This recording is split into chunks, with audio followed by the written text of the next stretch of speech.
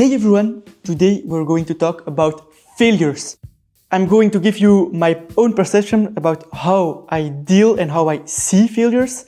And also I'm gonna give you a couple of examples of big failures I had in the past couple of years and my takeaways from them, so what I learned from them. So let's go! So from the outside, from your perspective, everything can seem pretty in my life because I made the Olympics in 2024. But actually, behind the scenes, of course, I struggled with a lot of things, and I think it's good for you to know what I struggled with and what were my key takeaways to really show that my path to the Olympics was not a straight path. It was with a lot of ups and downs.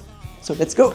A first failure, as you can see, I didn't make the dishes this morning. So I will start by giving my own perception on how I see failure. So first of all, I'm not someone that really likes to focus on failure. I don't like to have the victim mentality where I have the perception of my life, I'm struggling more than other people. I'm someone that's very optimistic.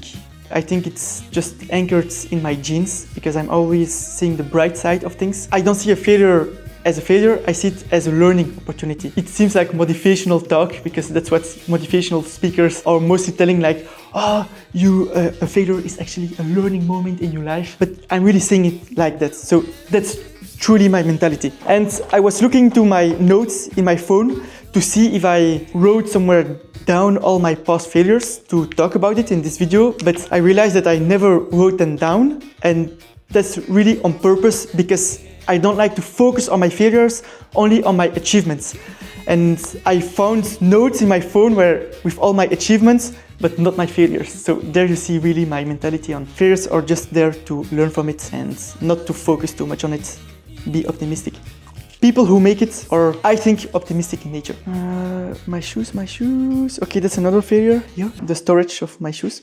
My girlfriend's storage is even a bigger failure.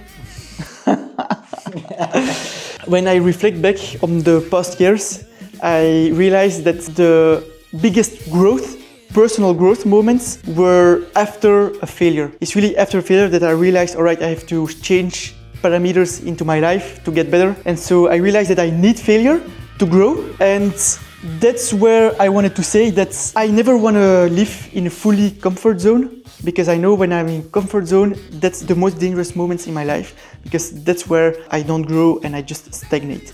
And I want to keep improving on personal development. So psychologically, I want to keep growing in my sports. So physically, I also want to be intellectually stimulated and also socially. So I know that every day in my life, I don't want to be in a comfort zone. I always want to go outside of my comfort zone and fail fast, because it's by failing that I will learn and grow and also live a life of satisfaction.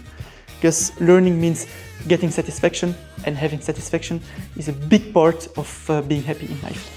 One of the philosophies I want to keep for the rest of my life is fail fast to learn quick. Again, it seems so a motivational quote, but it's really mantra I want to live by for the rest of my life. Never be in a comfort zone.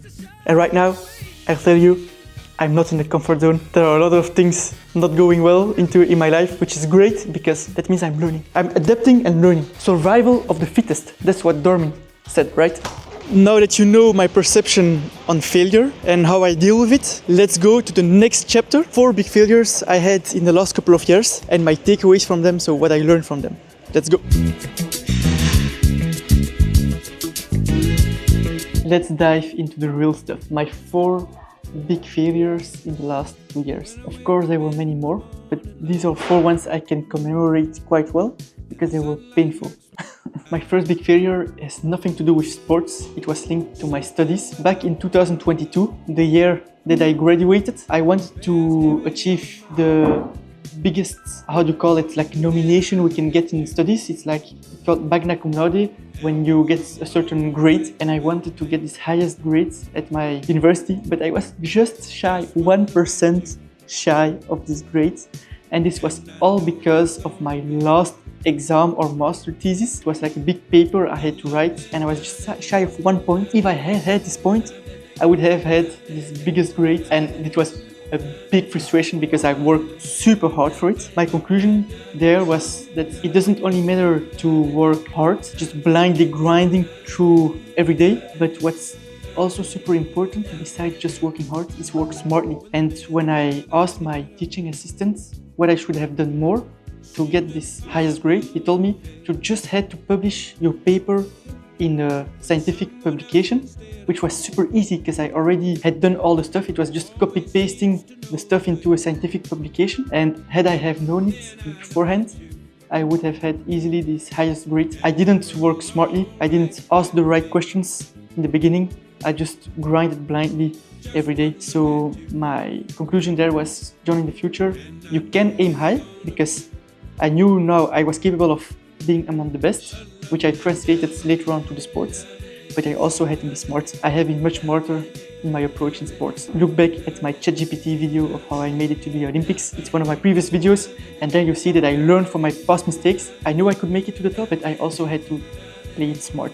Failure number 2. So once I graduated, I wanted to pursue a second master in the USA and compete in the NCAA division, which is like the big college division where all the big names in the US start their pro career. Actually, I applied for a lot of universities. I thought I was a good candidate, but they all rejected me, and so I got the one rejection offer letter after the other, and was like, what? I thought I was an ideal profile to compete for the colleges, and they all told me just basically to go away. I was not welcome there, and that was a big hit, slap in the face. And there I learned that I was living in a bubble in Belgium, where I thought I was super good in Belgium, I was a good profile. But there I went to compete with all athletes and students all over the world to get in these big universities, which were much more international than in Belgium. And I just faced reality that the global competition is much higher than my little bubble in Belgium. I learned something from it. Global competition is hard. If I want to compete at a global stage in sports, maybe in the future, or in other things in business, it's hard. I don't have to expect it to be easy like things are in my little country. Global competition is just savage. Let's change locations for the last 2 failures.